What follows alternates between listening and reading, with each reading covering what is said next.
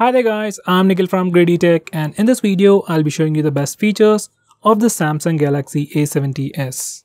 I've already posted a dedicated video for the tips and tricks section where I've talked about many things which I won't be covering in this video. So guys, definitely check out that video, link will be in the description. Now with that said, the most highlighting feature about this phone is its fast charging capability. This phone has a pretty large 4500 mAh battery and it also supports fast charging up to 25 watts.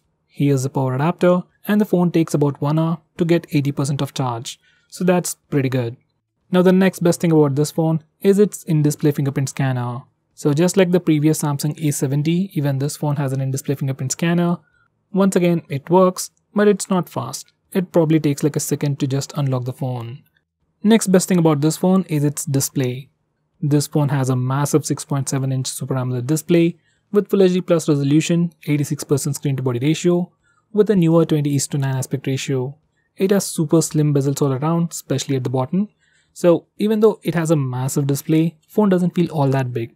Well, it does look long, but it doesn't feel all that big to use it in a single hand. Now the next best thing about this phone is definitely performance. This phone sports a Snapdragon 675 processor with Adreno 612 GPU with 8GB of RAM. These are the Antutu and Geekbench scores. In terms of performance, there isn't any major improvement, especially when you compare it to the A70, but it's still a pretty good processor considering it's a Samsung phone. Going on next, this phone also has some pretty good cameras. On the rear, it has a triple camera setup with a 64 megapixel primary camera with f1.8 aperture, and for selfies, it is a 32 megapixel camera with f2.0 aperture. These are some sample shots.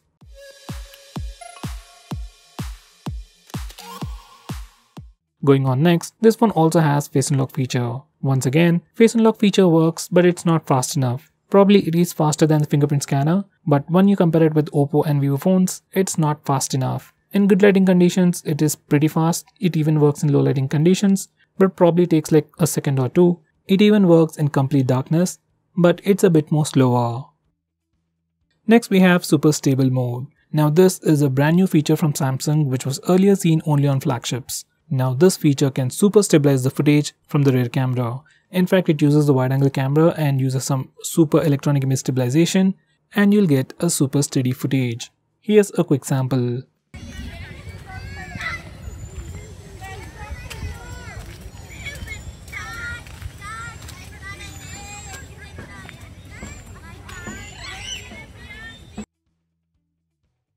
Next, this phone also comes with a wide angle camera on the rear. These are some sample shots.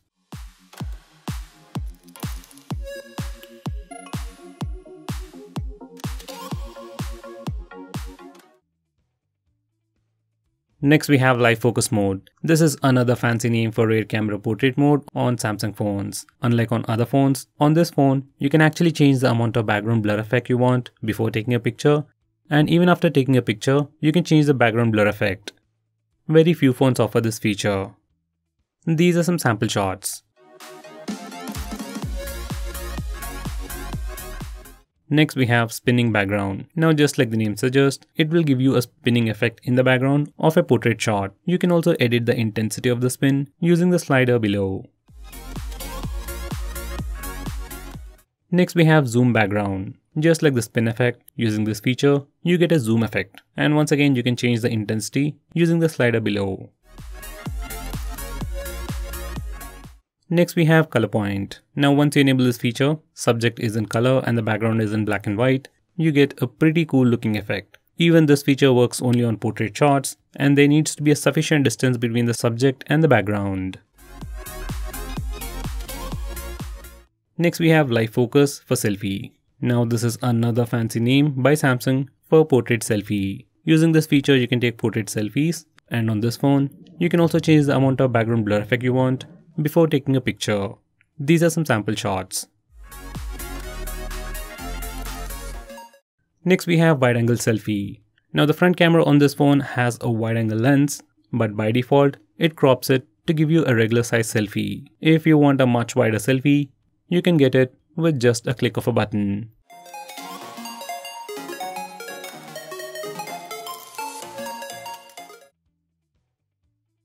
Next we have AR emoji. which is Samsung's version of Apple's Animoji. First, you need to create a emoji by taking a picture of yourself. Then you can customize it according to your preference. You can change the skin tone, hairstyle, beard style. You can literally change everything about the emoji. Then you can take pictures of your emoji, making weird expressions. You can also stick the emoji to your face like a sticker and then take pictures. You can also share your custom emoji with anyone, anywhere, directly from the Samsung keyboard app. Next we have AR stickers. Using this feature, you can put different kind of stickers to your face in real time and then take pictures with it. It's a pretty cool feature, and the amount of stickers you have depends on the phone you're using. Next, this phone also offers electronic image stabilization while recording video.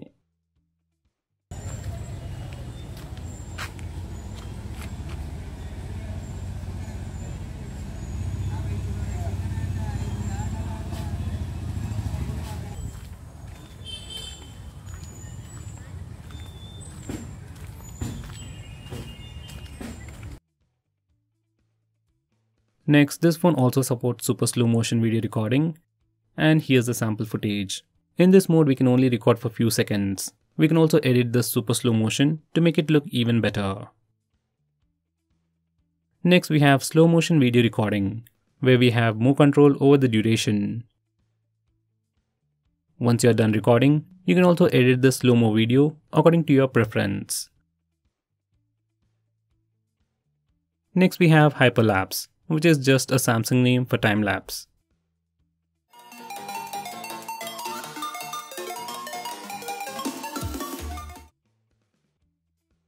Next we have Scene Optimizer. It's like AI mode for Samsung phones. It is enabled by default all the time, and you can disable it very easily by a click of a button. This feature intelligently detects the scene and optimizes each shot to give you picture perfect composition. These are some sample shots.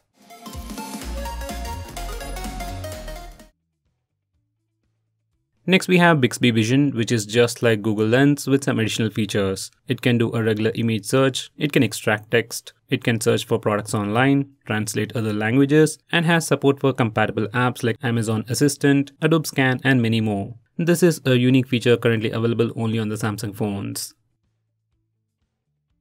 Now going on next, you also get an NFC on this phone, which can be really useful for pairing new Bluetooth devices and simply connecting to them faster. It's not a big deal, but very few phones offer it, and that makes it a big deal. Now going on next, this phone also has Samsung Pay. Just like on its flagship phones, even this phone comes with a fully functioning Samsung Pay. This is my all-time favorite feature on Samsung phones. You can add your credit card and debit card information on the Samsung Pay app and make transactions with just your phone, even when there is a swiping machine. I wish all the Android phones had this feature.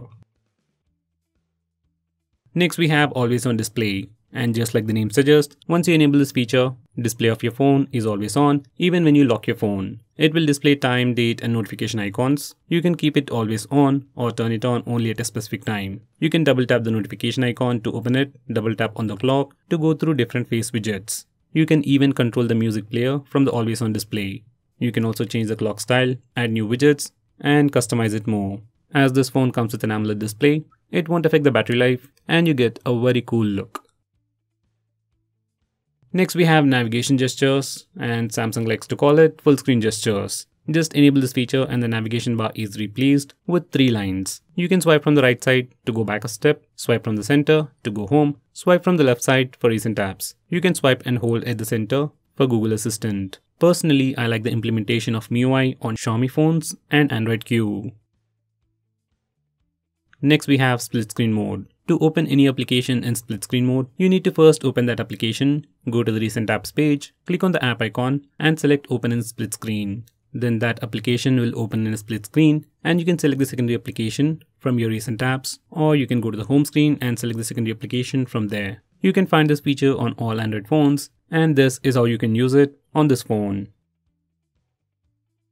Next we have pop-up view, which opens an application in a floating window. Opening an app in pop-up view is similar to split screen mode. Once you open an application in a pop-up view, you can change its transparency, make it a bit transparent. You can minimize it to a floating bubble, just like Facebook chat heads, maximize it, or even close it. I would recommend you not to use this feature as it is resource intensive. Next we have smart pop-up view.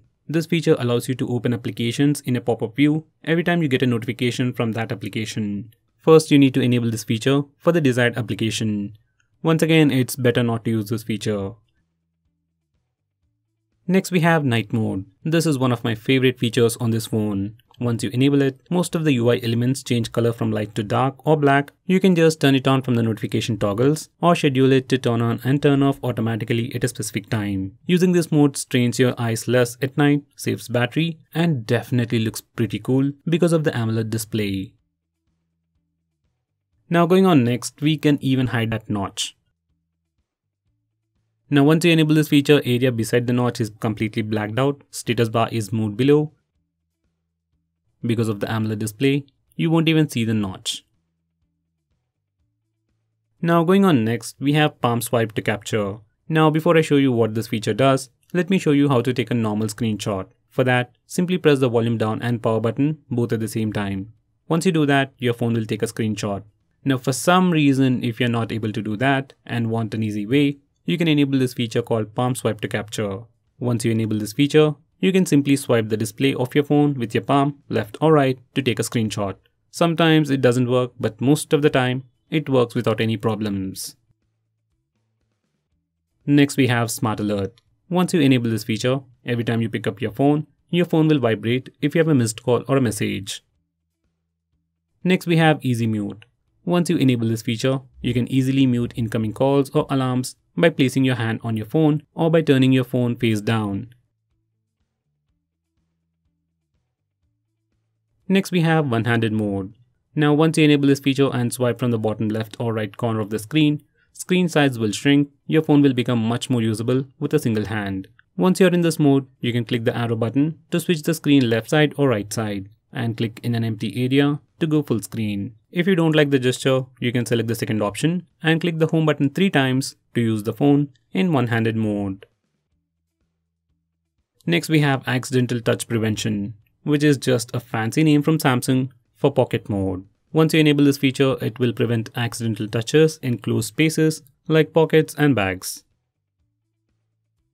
Next we have Lift to Wake. Now this feature is self-explanatory. Once you enable this feature, you can simply lift your phone to wake it up. This can be quite useful if you're using face unlock feature. You just need to raise your phone, it'll see your face and then unlock your phone. Next we have Double Tap to Wake. Once again, even this feature is self-explanatory. You can double tap the screen to wake it up. So once you enable this feature, just lock your phone and double tap the screen. It wakes up the screen, and if you're using face unlock, once again it sees your face and unlocks the phone immediately. Next we have Smart Stay. Once you enable this feature, your phone's display will stay on as long as you're using it. This is a really useful feature for people who read a lot on your phone. Let's say you're reading an article or a book on your phone, then the display won't turn off at screen timeout. Now going on next, I'll show you how to take a longer screenshot. Now to take a longer screenshot on your phone, make sure your phone has Smart Capture feature and if it is enabled. Now take a regular screenshot, you can either use the buttons or the palm to swipe gesture, and once you take a screenshot, you can click the scroll option or the button in the Smart Capture menu to take a longer screenshot. You can keep clicking the button to take a longer screenshot. Once you're done, just leave it there and the area captured so far will be saved as a long screenshot. Next we have Digital Wellbeing. Now this is actually a feature from Google, so it should be on all the Android phones. Now this feature will record all your activity on your phone, like how long you're using your phone, which apps you're using a lot, and how many times you have opened a particular application. So this feature gives you all that information, and you can see which apps you open frequently and which apps you're addicted to. You can also restrict app usage by using this feature. Next we have Wind Down. Now this feature is built into the Digital Wellbeing application, but it has its own unique features. Now this feature Wind Down will help you sleep quickly at night. You can turn it on manually or schedule it to automatically turn on at a specific time. Once you set it up and it's turned on, it changes the screen to grayscale, that's black and white, and blocks notification. It can also turn on Do Not Disturb mode, so you won't be disturbed with annoying notifications. Next we have Flash Notifications. Once you enable this feature, every time you get a notification or a call, flashlight blinks to give you a visual indication. It's good when you need it, but it can be quite annoying. Next we have Auto Call Recording. Now this feature allows you to record calls automatically on your phone whether you get a call or make a call. You can enable this feature from the phone dialer settings.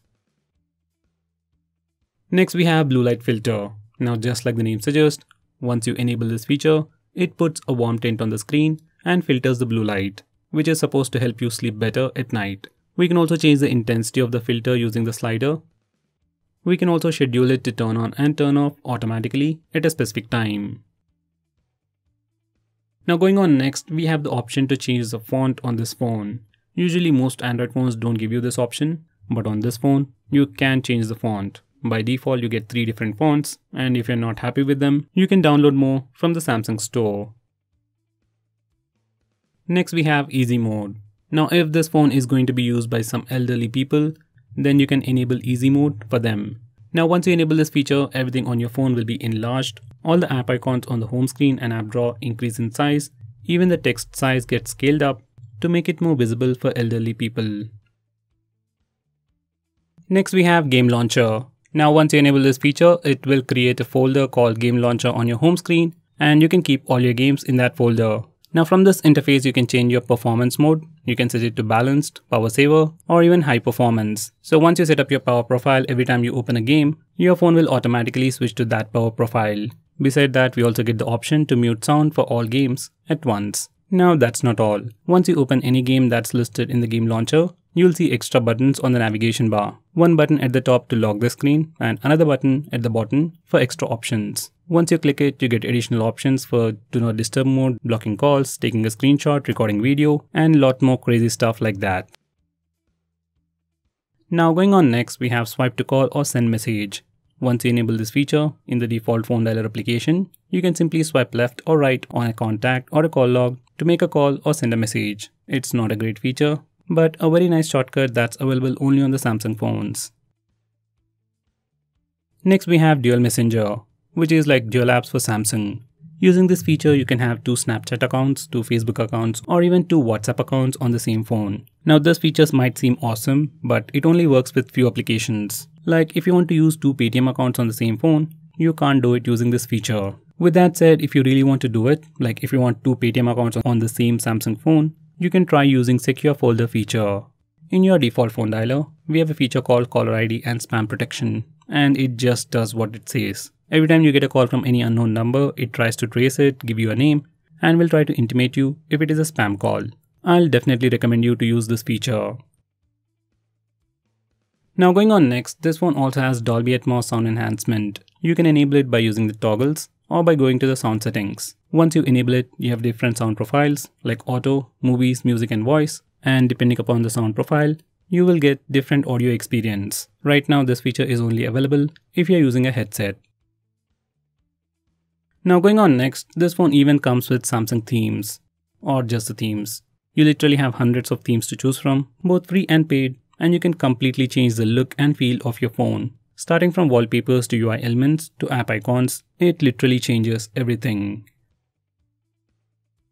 Now going on next, we have maximum power saving mode. On previous Samsung phones, it was called as ultra power saving mode, and once you enable this feature, it will decrease the screen brightness, set speed limiter, restrict background network usage, limit the number of apps that you can use, and apply a dark theme.